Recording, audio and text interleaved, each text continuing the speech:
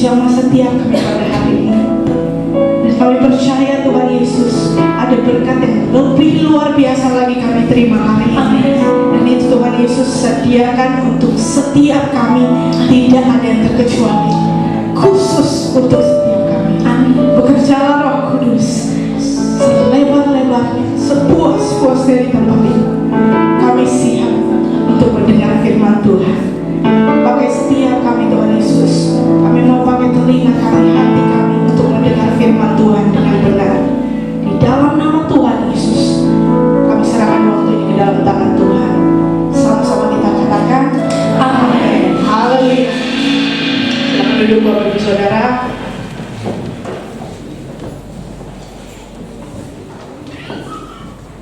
Puji Tuhan, Shalom.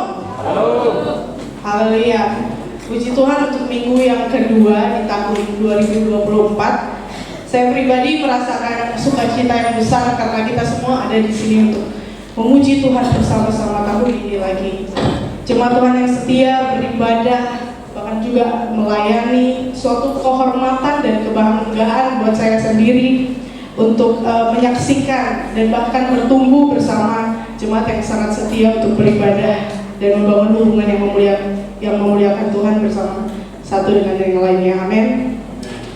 Kalau saya saat pertama kali melihat tema kita yang 2024 ini, saya merasa sangat bersemangat. Wow, Tuhan, gereja yang kudus dikatakan berdoa dan berjaga-jaga. Wow Tuhan, tahun ini lebih banyak lagi jemaat yang akan dipakai Tuhan untuk beribadah. Amin. Untuk berdoa. Amin. Haleluya. Mari katakan kepada samping kanan kiri Bapak Ibu Saudara, katakan, mari kita lebih giat berdoa. Amin. Biarlah persekutuan doa ada di gereja, bahkan di setiap keluarga, di rumah-rumah. Amin.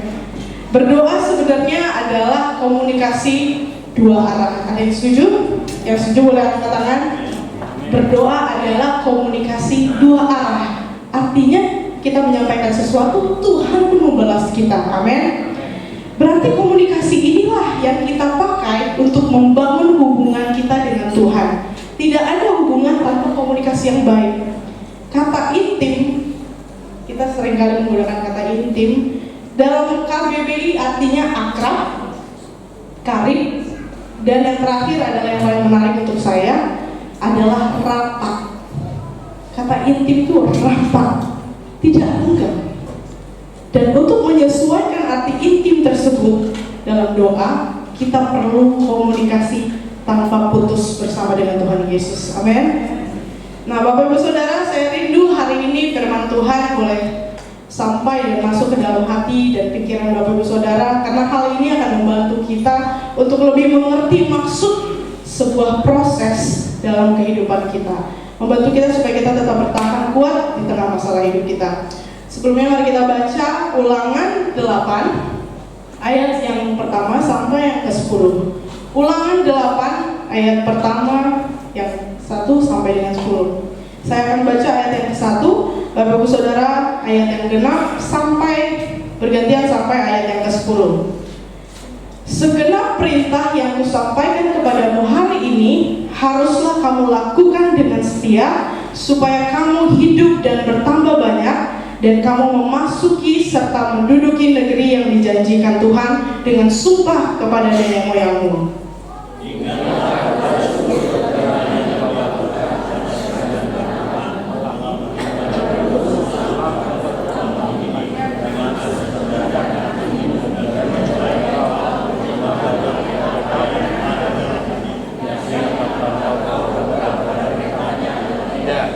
Jadi ia merendahkan hatimu, membiarkan engkau lapar dan memberi engkau makan mana yang tidak kau kenal dan yang juga tidak dikenal oleh nenek moyangmu, untuk membuat engkau mengerti bahwa manusia hidup bukan dari roti saja, tetapi manusia hidup dari segala yang diucapkan Tuhan.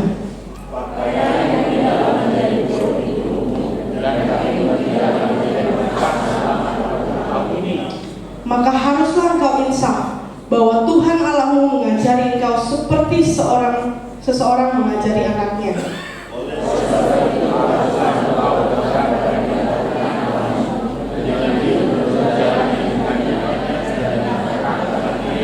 Sebab Tuhan Allahmu membawa engkau masuk ke dalam negeri yang baik, suatu negeri dengan sungai, mata air dan danau yang keluar dari lembah-lembah dan gunung-gunung.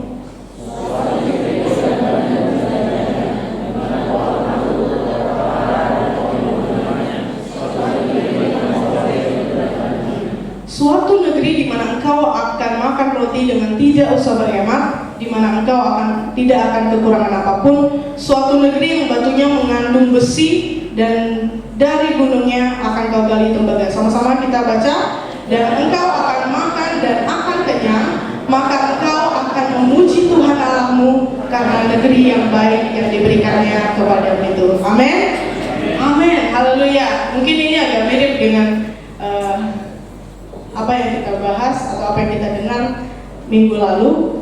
Bangsa Israel seharusnya bisa hanya hitungan hari untuk mencapai tanah Kanaan, tanah perjanjian. Berapa hari? Saya lihatnya sih kayaknya 11 hari. Bahkan ada juga yang bilang lebih lama lagi, tapi nggak sampai 1 bulan. Tapi mereka tempuh dengan waktu berapa tahun? 40 tahun. Mungkin kalau Bapak Ibu Saudara mau rasakan gimana sih jalan dari Mesir sampai ke tanah Kanaan, sekarang sudah ada Google Maps, mungkin lebih cepat jalannya, udah ada dimanapun kita, dari manapun kita start, mungkin kita bisa tahu gimana sih jalan ke sana kalau mau jalan kaki. Dan namun pada saat itu Tuhan mengizinkan mereka untuk menempuh perjalanan 40 tahun lamanya. Bahkan saya sendiri masih perlu waktu yang sangat lama untuk mencapai 40 tahun hidup. Jadi saya belum bisa bayangkan selama apa 40 tahun, karena saya aja belum 40 tahun. Itu pun kalau saya diizinkan Tuhan untuk hidup sampai 40 tahun, baru saya tahu selama apa sih 40 tahun. Kalau ada yang baru lahir, waktu mereka baru jalan dari Mesir, dia udah 40 tahun dulu baru sampai di sana. Udah sangat dewasa. Saya tidak bisa membayangkan berapa lamanya, tapi saya yakin itu sangat-sangat lama. Tapi hari ini mari kita belajar mengapa perlu 40 tahun. Mungkin bagi masing-masing hidup kita bisa lebih lama lagi dari 40 tahun, atau bisa lebih sedikit dari 40 tahun, 1 tahun, 2 tahun. Proses bagi kita menuju tanah perjanjian yang Tuhan sudah sediakan bagi kita. Makna proses yang Tuhan izinkan untuk kita alami. Sebelum kita masuk ke dalam poin yang pertama, saya mau ajak Bapak Ibu Saudara untuk memikirkan satu hal saja yang Tuhan izinkan untuk memproses hidup Bapak Ibu Saudara. Entah itu masalah dalam pekerjaan, pendidikan,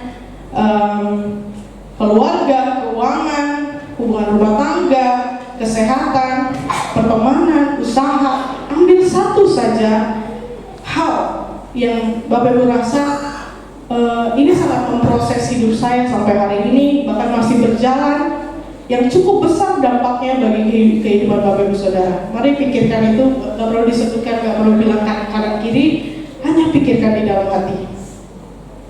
Saya percaya ada yang sudah dapat, saya percaya juga ada yang masih mikir, apa ya kira-kira proses yang Tuhan izinkan untuk terjadi dalam hidup saya. Saya sendiri pun punya. Proses ini masih berjalan dan masih saya nanti-nantikan kapan saya sampai ke tanah perjanjian dari proses ini. Mungkin ada yang sudah menggumulinya sebulan ini, ada yang menggumulinya sudah 1 tahun, menggumulinya lebih dari 5 tahun, atau bahkan lebih dari 10 tahun. Berusaha mencari jalan keluar yang sudah Tuhan sediakan bagi kita ke tanah perjanjian itu. Ayat yang kedua dikatakan, ingatlah kepada seluruh perjalanan yang kau lakukan atas kehendak Tuhan Allahmu di padang gurun selama 40 tahun ini, dengan maksud merendahkan hatimu dan mencobai engkau untuk mengetahui apa yang ada di dalam hatimu, yakni apakah engkau berpegang pada perintahnya atau tidak. Dikatakan ingatlah seluruh perjalanan yang kau lakukan atas kehendak Tuhan. Katakan atas kehendak Tuhan. Di padang gurun selama mungkin berapa tahun pun, berapa lama pun yang Bapak Ibu alami padang gurun itu, atas kehendak Tuhan. Itu semua atas kehendak Tuhan. Hal yang mungkin tadi Bapak Ibu pikirkan, proses itu atas kehendak Tuhan. Sekali lagi katakan atas kehendak Tuhan.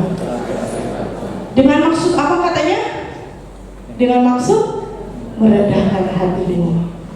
Haleluya. Ini yang pertama, Bapak Ibu Saudara, mengapa Tuhan izinkan setiap kita untuk diproses? Yang pertama adalah supaya kita merendahkan hati. Katakan supaya kita merendahkan hati. Tuhan melihat hati kita, siap atau tidak anakku ini untuk sampai ke tujuan yang sudah aku sediakan. Hati kita harus diuji dan dicoba sampai kita siap. Jadi pada gurun itu atau masalah kita itu adalah alat yang dipakai Tuhan untuk merendahkan hati kita. Tapi kenapa saya terus menerus merasakan masalah ini? Selalu berulang-ulang masalahnya stuck dan tetap terjadi. Artinya belum selesai. Artinya Tuhan belum selesai. Kita perlu ujian lagi, masih perlu padang gurun. Kalau Tuhan katakan kita belum siap, kita akan perlu diproses lagi oleh Tuhan. Untuk apa? Supaya kita merendahkan hati kita. Kita baru tahun baruan ya, ini ilustrasi. Mungkin Bapak Ibu Saudara masih ingat, kayaknya gitu juga rendang yang dimasak oleh Bu Linda di rumahnya. Rendangnya, ada rendang ya Bu ya? Ada, selalu ada rendang di rumah Bu Linda. Kalau belum matang atau belum empuk dagingnya, belum siap, apinya nggak akan dimatikan, akan terus diproses supaya menjadi makanan yang enak dimakan. Proses lagi sampai benar-benar siap untuk disantap oleh tamu-tamu yang hadir. Sama seperti kita, kalau kita menemukan diri kita belum selesai dari masalah yang kita hadapi, aku masih ada di dalam masalah ini, kita belum siap. Bukannya Tuhan pergi dari hidup kita, tapi karena kitanya yang belum siap dibentuk oleh Tuhan. Mungkin kita belum rendah hati, Bapak Ibu Saudara. Kita perlu diproses lagi supaya kita benar-benar rendah hati. Kenapa harus rendah hati? Yang pertama, kenapa harus rendah hati? Karena Tuhan Yesus rendah hati. Amin. Tuhan Yesus sendiri rendah hati. Filipi 2 ayat yang ke-5 sampai yang ke-8, boleh kita baca sama-sama. Filipi 2 ayat 5 sampai yang ke-8, 2-3 ya.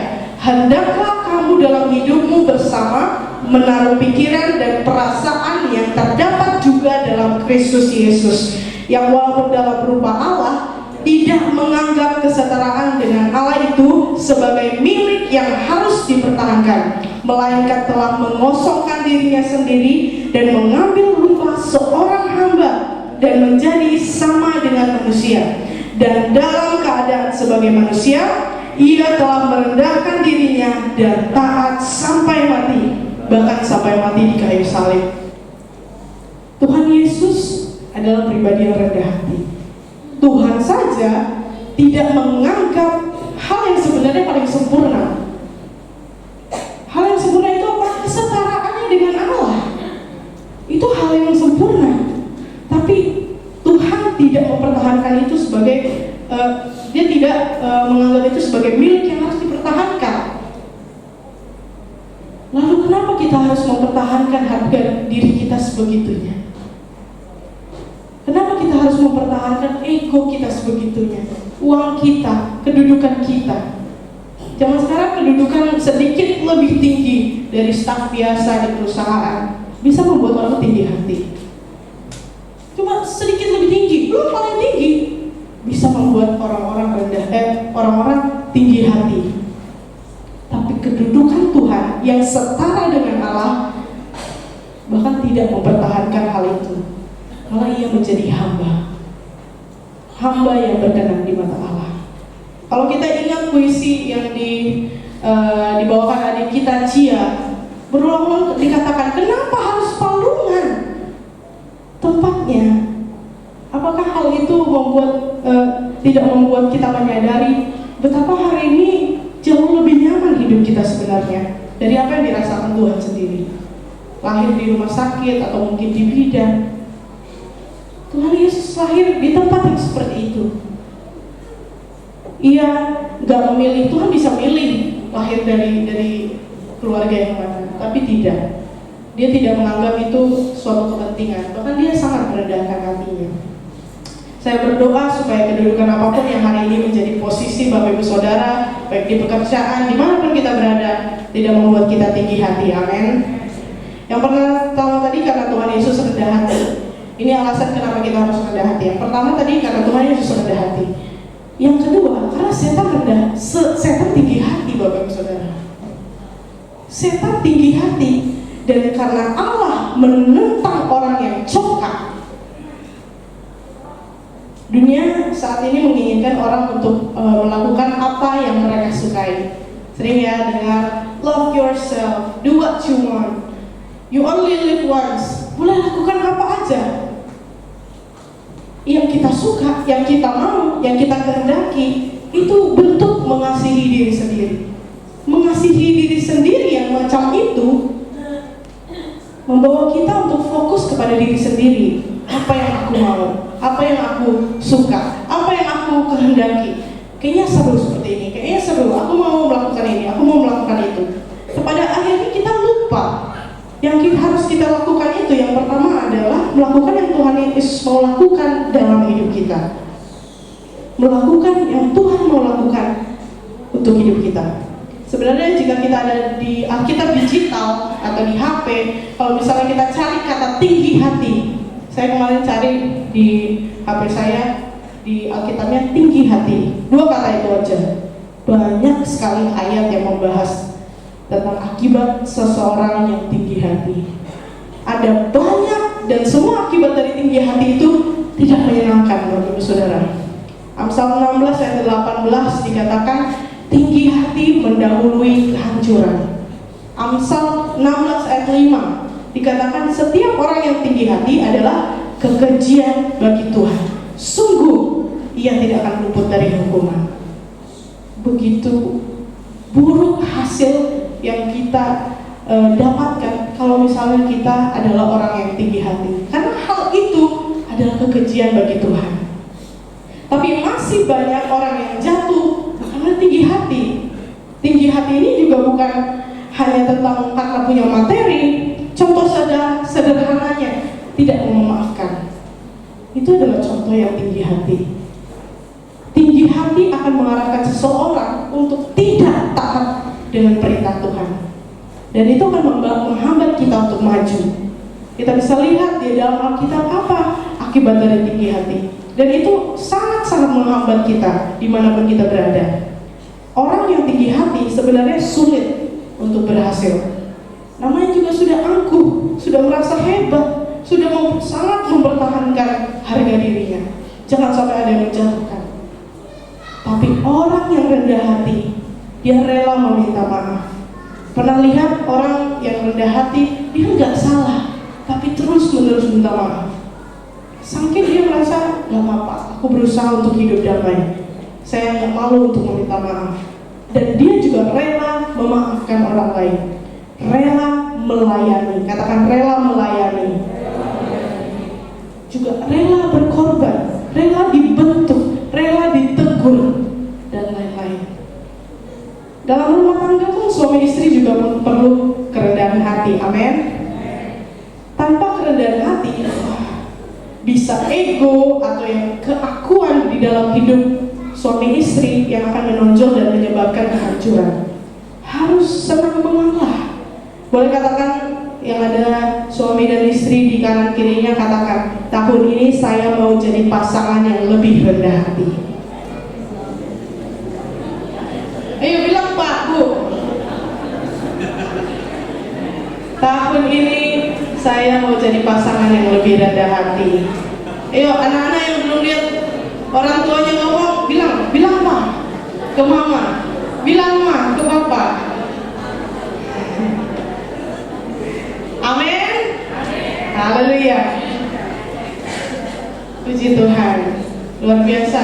Di sini ketika saya melihat, kalau misalnya kuliah kan sering banget kan suruh entah peluk atau ini kan suami istrinya, selalu saya melihat, wah mesra sekali ya rumah tangga yang ada di gereja ini. Berikan kemuliaan dulu bagi Tuhan. Haleluya. Yang kedua, kita baca dulu dari ayat yang ketiga. Ulangan 8 ayat yang ketiga. Mari kita baca dengan suara yang keras. Sama-sama 1, 2, 3 ya.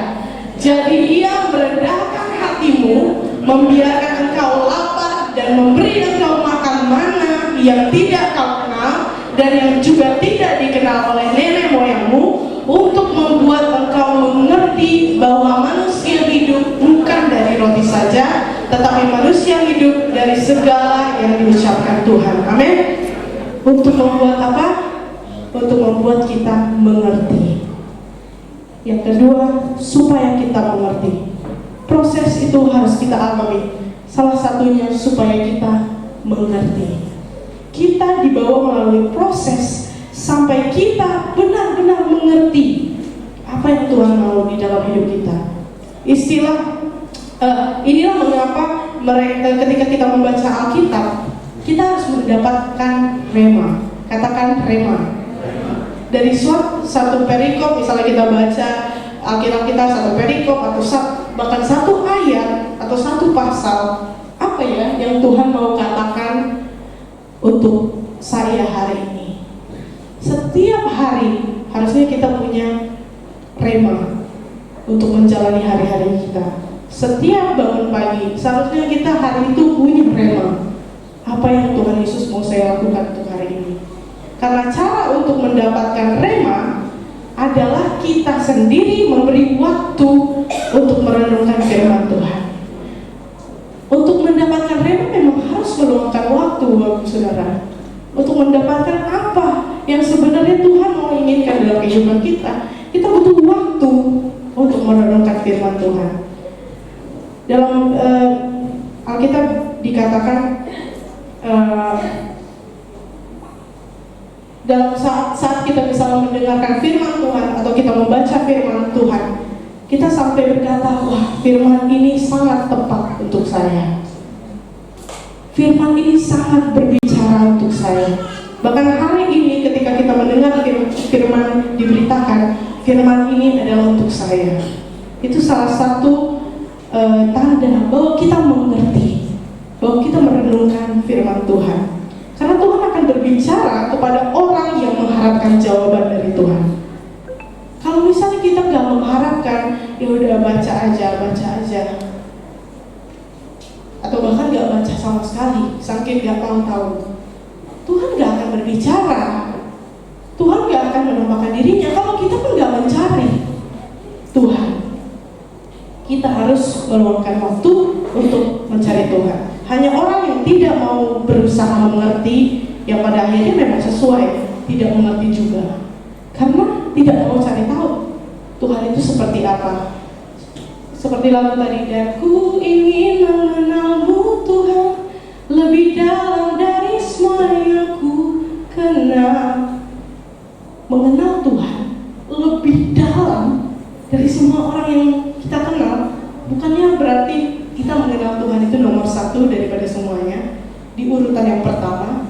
Seharusnya berarti kalau misalnya saya katakan saya sangat kenal dengan mama saya misalnya, saya sangat kenal dengan mama saya, berarti seharusnya orang yang urutan pertama kita kenali itu, yaitu Tuhan Yesus tadi, harusnya kita lebih sering berbicara kepada Tuhan, bahkan dari mama kita sendiri. Benar ya? Kalau kita misalnya sangat sekenal itu, lebih dari semua orang yang kita kenal, harusnya kita lebih sering berbicara kepada orang tersebut atau pribadi tersebut daripada orang yang kedua, urutan kedua. Lagu ini sangat intim makanya ya, sangat intim, karena kita memiliki kerinduan untuk mengenal Tuhan, untuk mendapatkan rema. Rema itu salah satu pengertian yang Tuhan taruhkan di dalam hati kita. Rema yang didapatkan Mailing mungkin berbeda dengan rema yang didapatkan oleh Renaldi. Bisa berbeda, kenapa? Karena apa yang mereka alami berbeda. Firmannya sama, tapi remanya berbeda. Karena apa? Tuhan berbicara khusus, Roh Kudus berbicara khusus untuk setiap orang. Amin. Dan lewat rema, Tuhan mengingatkan kita untuk melakukan sesuatu, kita harus segera melakukannya. Katakan, segera melakukannya. Tapi kalau kita tidak taat, pura-pura tidak mengerti, atau pura-pura tidak tahu, jangan bertanya-tanya. Kalau mungkin Anda berjalan 40 tahun untuk sampai ke bentuk pendewasaan tertentu, jangan bertanya-tanya, kenapa aku masih di sini, kenapa aku masih di sini. Mungkin karena kita belum melakukan apa yang Tuhan inginkan dalam hidup kita. Pernah sih kepikiran, pernah sih kayaknya Tuhan suruh aku untuk melakukan ini, tapi berat, tapi kayaknya aku gak mau. Kalau kita tidak segera taat, Bapak Ibu Saudara, mungkin kita berputar-putar terus di dalam proses itu, di dalam padang gurun itu, untuk menemukan jalan keluar. Kerinduan untuk mengerti firman Tuhan membawa kita untuk hidup dari firman Tuhan. Kalau Tuhan bilang A dan kita mengerti bahwa itu memang apa yang harus kita lakukan, kita pasti melakukannya. Mari juga ketika kita berada di dalam suatu masalah, mari belajar untuk mengerti bahwa proses ini adalah proses. Hal ini adalah proses yang Tuhan pakai untuk mengubahkan kita. Kalau kita punya pengertian itu, kita nggak akan bersungut-sungut. Kita nggak akan mengeluh, Tuhan kenapa aku harus merasakan ini? Seharusnya kalau kita punya mindset bahwa ini adalah proses, it's okay, aku semakin dekat berjalan menuju tanah perjanjian itu. Amin. Kita baca ayat yang ketiga sekali lagi. Ayat yang ketiga kita baca sekali lagi. Kita baca 1, 2, 3 ya. Jadi ia merendahkan hatimu, membiarkan engkau lapar dan memberi engkau makan mana yang tidak kau kenal dan yang juga tidak dikenal oleh nenek moyangmu, untuk membuat engkau mengerti bahwa manusia hidup bukan dari roti saja, tetapi manusia hidup dari segala yang diucapkan Tuhan. Katakan samping kanan kiri, kita hidup dari segala yang diucapkan Tuhan. Amin. Tuhan bisa berbicara baik secara langsung ataupun juga melalui orang lain, juga lewat gereja di mana kita berada. Tuhan berbicara juga lewat pemimpin rohani kita. Tahun ini adalah tema kita tema yang didoakan terlebih dahulu oleh pemimpin kita dalam gereja Kasih Karunia secara nasional. Gereja yang kudus, berdoa dan berjaga-jaga. Salah satu yang harus kita lakukan sebenarnya sejelas ini dengan penuh ketaatan, ya berdoa dan berjaga-jaga. Tuhan memakai kita lebih lagi tahun ini untuk banyak berdoa. Amin. Dan saya percaya kalau cuma di tempat ini mau taat, tahun ini Tuhan aku mau taat. Tuhan katakan kami harus menjadi gereja yang kudus, berdoa dan berjaga-jaga. Hal ini bisa menjadikan gereja kita sebagai gereja yang kuat dengan hubungannya dengan Tuhan. Karena isinya adalah orang-orang yang suka berdoa, orang-orang yang taat. Mari kita jadikan ini menjadi resolusi kita tahun ini, tahun 2024, bahwa kita akan dapat berkat yang dipersiapkan Tuhan, karena kita adalah orang-orang yang berpengharapan di dalam Tuhan. Ketaatan memang butuh pengorbanan, Bapak Ibu Saudara. Mari katakan, ketaatan butuh pengorbanan. Pengorbanan waktu, tenaga. Tapi sebenarnya berdoa di tempat ini hanya 1 jam, jarang lewat. 7.30 sampai 8.30, jarang lewat. Makanya kadang kalau misalnya anak-anak youth ada yang izin, Kak aku izin ya, aku mau belajar besok ujian. Apakah dia belajar baru hari itu, ataukah dia belajar memang waktu malam baru dia start belajar? Ya kalau gitu menurut saya ya pasti nggak cukup waktunya. Tapi 1 jam saja kita persembahkan waktu untuk berdoa bersama-sama di tempat ini, itu akan membuat kita gereja ini menjadi kuat hubungannya dengan Tuhan, hubungannya dengan satu sama lain. Hanya meluangkan 1 jam untuk berdoa, apalagi doa subuh jarang sekali lewat. Jam 5 sampai jam 6. Doa Selasa 7.30 sampai 8.30. Sungguh sebenarnya waktu itu 1 jam nggak terlalu lama. Tuhan katakan juga kan 1 jam saja. 1 jam untuk berdoa bersama-sama di tempat ini. Amin. Itu biar menjadi resolusi kita tahun ini. Yang ketiga, mengapa kita harus diproses oleh Tuhan? Kita baca dulu ayat yang ke-6 sampai dengan 10. Saya akan baca. Oleh sebab itu haruslah engkau berpegang pada perintah Tuhan Allahmu dengan hidup menurut jalan yang ditunjukkannya dan dengan takut akan Dia. Sebab Tuhan Allahmu membawa engkau masuk ke dalam negeri yang baik, suatu negeri dengan sungai, mata air dan danau yang keluar dari lembah-lembah dan gunung-gunung, suatu negeri dengan gandum dan jelainya, dengan pohon anggur, pohon ara dan pohon delimanya, suatu negeri dengan pohon zaitun dan madunya, suatu negeri di mana engkau akan makan roti dan tidak usah berhemat, di mana engkau akan tidak akan kekurangan apapun, suatu negeri yang batunya mengandung besi dan dari gunungnya akan kau gali tembaga, dan engkau akan makan dan akan kenyang, maka engkau akan memuji Tuhan Allahmu karena negeri yang baik yang diberikannya kepadamu itu. Kalau kita membaca ini hal yang luar biasa atau biasa saja? Luar biasa. Kayaknya yang disebutkan tadi itu semuanya keuntungan. Mau ngapain aja kita beruntung, makan aja kita sampai kenyang dan nggak perlu menghemat. Dibilang apalagi tadi, dari gunungnya kau gali tembaga. Pokoknya apapun yang kita lakukan kayaknya memperoleh keuntungan. Ini adalah akibat kalau kita ikut Tuhan, akibat kalau kita berpegang pada perintah Tuhan, hidup menurut jalan yang ditunjukkannya dan dengan takut akan Dia. Itu dikatakan di ayat yang ke-6 tadi. Berpegang pada perintah Tuhan, hidup menurut jalan yang ditunjukkannya dan dengan takut akan Dia. Yang ketiga, mengapa kita harus diproses oleh Tuhan? Yang ketiga adalah supaya kita layak memperoleh warisan. Amin. Mari disebutkan bersama-sama 1, 2, 3. Supaya kita layak memperoleh warisan.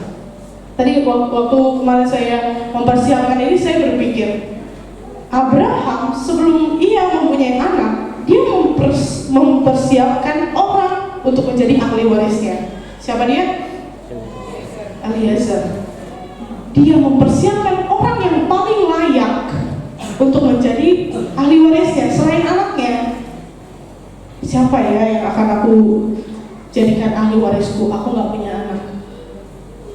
Orang Eliezer ini saya percaya dia sudah tahu bibit bebet bobotnya, orang yang sudah dipertimbangkan matang-matang, semua hal yang berkaitan dengan dia pasti sudah dipertimbangkan oleh Abraham.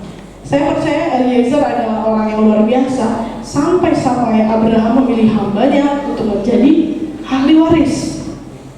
Bukankah ini membuat kita berpikir ahli waris itu memang orang yang layak untuk menjadi ahli waris? Ahli waris itu bukan untuk orang yang asal-asalan. Orang kalau pengusaha biasanya kalau mereka membuat surat warisan yang ditunggu-tunggu mungkin untuk dengan oleh anak-anaknya, dia nggak akan menulis itu dengan asal-asalan. Dia akan pikirkan matang-matang siapa yang akan menjadikan ahli warisku. Ahli waris itu harus adalah orang yang betul-betul mungkin dekat dengan dia, orang yang mengenal dia, orang yang dia kenal dengan baik. Kalau dia mungkin tidak punya anak. Jadi ketika saya melihat ayat 6 sampai 10 tadi, itu mengandung janji yang dipersiapkan Tuhan bagi orang-orang yang layak mendapatkan warisannya. Itulah orang yang mengikut Tuhan tadi. Bukan berarti Tuhan tidak menganggap kita semuanya tidak menganggap kita layak gitu, semuanya layak. Tapi untuk mencapai kelayakan itu dibutuhkan hal-hal yang lain yang dipakai Tuhan untuk memproses kita. Kita butuh proses. Akhirnya kitalah orang-orang yang layak memperoleh warisan yang diberikan Tuhan. Hari ini pertanyaan saya adalah, apa yang Tuhan sudah katakan ke dalam hidup Bapak Ibu Saudara? Apa proses yang tadi mungkin Bapak Ibu sudah pikirkan, yang Bapak Ibu jalani hari-hari ini? Sudahkah Bapak Ibu Saudara termasuk saya taat atas apa yang dikatakan Tuhan? Sudahkah kita mengikuti apa yang disuruhkan Tuhan khusus untuk kita? Sudahkah kita taat atas pembentukan yang kita alami? Sudahkah kita merendahkan hati kita di hadapan Tuhan? Sudahkah kita sudah menjadi orang yang rendah hati dimanapun kita berada?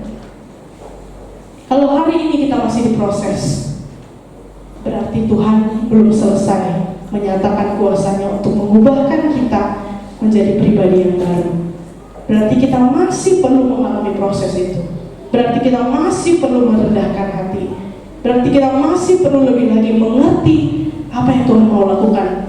Sampai tiba kairosnya, waktu Tuhan akan menyatakan kuasa-Nya bagi kita yang setia berdoa dan berjaga-jaga. Amin.